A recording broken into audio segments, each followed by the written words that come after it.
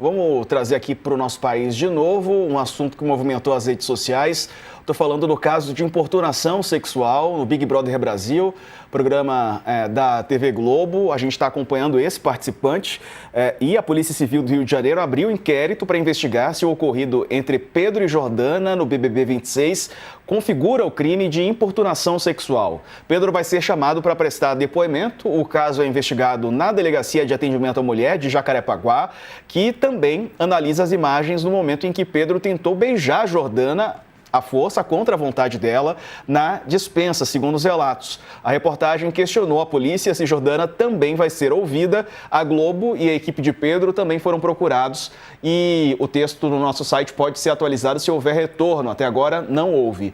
Ontem, Pedro tentou beijar a colega de confinamento na despensa. Ela disse assim, ele pegou e entrou comigo na despensa, me pegou pelo pescoço e tentou me beijar. Eu falei, você tá louco? E ele falou, tô fazendo o que eu tô com vontade. Toda vez que eu for falar de BBB na minha vida, vai ter essa situação. É meu sonho estar aqui e ele manchou, disse a Jordana. Os dois foram juntos à despensa porque Jordana estava procurando babyliss, né? Ela queria fazer um penteado ali no cabelo. Ela disse que Pedro tentou intimidá-la depois de ter o beijo negado e depois do ocorrido ele desistiu do programa, apertou o botão. A Globo se manifestou, disse que caso ele não tivesse apertado o botão, teria sido expulso de qualquer maneira. Letícia, a gente tem convidada, mas antes quero te ouvir também, né? Como mulher, você chegou a ver a cena? Acredito que sim, né? Nem que seja pelas redes sociais. Assisti a cena, assisti o programa, estou assistindo o programa. E o que me deixou mais assustada com tudo isso, quer dizer, esse Pedro me deixou assustada em diferentes momentos, muito assustada, porque realmente ele é uma pessoa bem estranha, por assim dizer, o mínimo. Mas a justificativa dele me deixou apavorada. Depois que tudo aconteceu, quando ele saiu da casa e ele estava se justificando ali para a produção, a Globo passou esse vídeo ontem, ele dizendo que, primeiro, ele na cabeça dele, né, que ela deu sinais, que ele se interessou por ela, que ela deu sinais para ele de volta ali, que estava interessada, como se ela tivesse flertado com ele. Para quem está assistindo o programa que começou há uma semana, não tem nada ali que indicasse em algum momento que essa mulher estivesse paquerando o Pedro. Começa por aí. Então, uma paquera que não existia, ele viu existindo, e aí ele vai falando várias coisas. Existe a cena, tá gravada, ele falando, vamos ali na despensa, lá tem um babyliss. E ele falando, não, mas aí ela me chamou pra ir lá. Ele vai invertendo a realidade de uma maneira e mostra toda a fantasia que ele criou na cabeça dele. Eu fiquei assustada assistindo essa justificativa, porque, assim, como que um homem consegue enxergar essa realidade que não existe? Então, como as mulheres estão sempre ameaçadas, porque a gente está ameaçado o tempo todo. Desde o momento que a gente se entende como ser humano, a gente se vê ameaçado o tempo todo por homem. Inclusive na criação, numa história maluca que o cara criou na própria cabeça dele e foi perseguir a mulher por causa disso. Só, né, além de tudo, o cara é casado, tá esperando filho, mas podia ser solteiro, não ter filho, não tem nada. É tão horroroso e a justificativa dele é tão assustadora que eu paralisei na frente da televisão ontem, Diego. Vamos chamar para cá a nossa convidada, então, para a gente falar mais sobre este assunto. Quem está conectada conosco já para o UOL News é a Fernanda Perrégio, especialista em direitos humanos. Bem-vinda, doutora, boa noite, né? Com essa notícia terrível que a gente acompanhou ao vivo, praticamente, né? Nesse domingo. Como é que a senhora... Enfim, o que a senhora pode dizer, né, sobre esse acontecido? O que ele pode nos trazer de lições também? Bom, primeiramente, boa noite a todas e todos. Esse é um caso até recorrente, né? A gente já viu isso em outras edições. Isso é importante lembrar pela questão cultural que a gente tem no Brasil, da violência sexual que as mulheres são submetidas por comportamentos parecidos com esse. Primeiro que o que destaca nesse caso é a importunação sexual, né? Que é um crime que é cometido por um ato sexual sem consentimento, que atenta contra a dignidade e a liberdade sexual da mulher. É um artigo específico e desde 2018, onde entra essa tipificação penal, a gente tem uma tratativa legal, inclusive que a própria vítima, a manifestação e o início da investigação não depende nem da vontade da vítima, que a gente chama de uma ação pública incondicionada. Isso demonstra a gravidade e também a forma como a nossa legislação trata esse tipo de crime, que são crimes sexuais. Por óbvio que é assustador também a forma como essa pessoa se posiciona depois do ato, né? É uma forma destoante da realidade, mas também que demonstra como uma mulher é sujeita a esse tipo de violência, porque não é só o fato dele, que já seria grave o suficiente, né? Dele ter tentado beijá-la sem consentimento. Ele ainda barrou a porta, ele tentou criar um obstáculo para que ela não saísse no primeiro momento.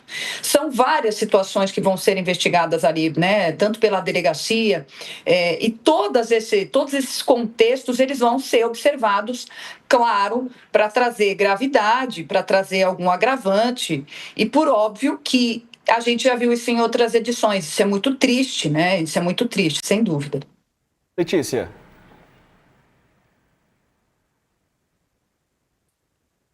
Letícia, tem pergunta? Professora, boa noite. Eu estava falando agora sobre como... Vocês não estão me escutando? Tá com um delayzinho, mas pode falar. Diga lá. Pronto. Oi. Fernanda, eu estava comentando agora sobre como eu fiquei assustada com a reação do Pedro, com a justificativa do Pedro, porque me pareceu uma coisa tão fora da realidade, mas ao mesmo tempo tão perigosa pelo raciocínio que ele faz para chegar naquele lugar. E como se não bastasse que ele ficou interessado naquela mulher e que ele achou de bom tom agarrar o pescoço dela e fazer essa cena toda de barrar a porta. Eu fiquei muito, muito assustada. Que comportamentos predatórios que a gente vê de maneira recorrente, porque a senhora estava falando agora sobre a questão da violência sexual no Brasil, que outros comportamentos predatórios a gente consegue ver, reconhecer de cara e identificar, e se estão todos eles já tipificados aqui na legislação penal brasileira, ou o tipo de brecha que a gente, mulher, ainda tem que, mulheres e outras pessoas vulneráveis a esse tipo de crime, que a gente tem que se submeter e aguentar, que ainda falta arrumar na legislação. Eu queria ouvir sobre isso.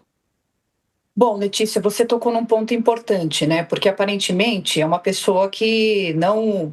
esse é o ponto, né? Quais são esses sinais que esse predador, que essa pessoa investigada, ela vê numa situação que não foram dados esses sinais, né? Primeiro a gente parte da falta de consentimento. Um outro ponto é que ele se beneficia, ele tenta tirar vantagem de um contexto onde a vítima está sozinha, num lugar onde ela não teria a vigilância dos outros participantes. Há ali um contexto até de uma cilada, né? Uma tentativa realmente de se aproveitar de uma situação. O que é interessante muito embora esses sinais, né, que ele menciona, não, ela sinalizou, isso é irrelevante, né? Não havia consentimento. Mas o que demonstra esse tipo de fala é a forma como o homem se coloca nesse tipo de situação, né? É uma posição onde ele tenta demonstrar algum poder, tanto ao tentar barrar aquela porta, né? Até porque há uma tentativa também de se sobrepor dentro de um aspecto físico, né? E isso tudo é muito sintomático dentro desses crimes sexuais. Há uma relação de poder, e quando eu falo poder, é exatamente pelo fato da mulher ter sido subjugada nesse contexto social durante tantos anos. A objetificação, né? Ou seja, eu muitas vezes, como um predador, eu não sequer enxergo aquela vítima como uma pessoa e não vejo a vontade dela como algo que possa barrar o meu comportamento. Acho que esses são alguns pontos relevantes. A legislação, ela avançou muito, Letícia. Ela avançou porque ela tinha necessidade de trazer novos tipos penais. A própria importunação sexual é um tipo penal que vem em 2018 por um contexto até mesmo para trazer outras penalidades, outras punições para situações que poderiam não se enquadrar como estupro, por exemplo. Porque normalmente esse é o primeiro caminho, né? É uma tentativa, um não consentimento, a consumação da questão da importunação por um ato sexual sem o consentimento, que fere a liberdade sexual da vítima. O ato seguinte poderia ser o estupro.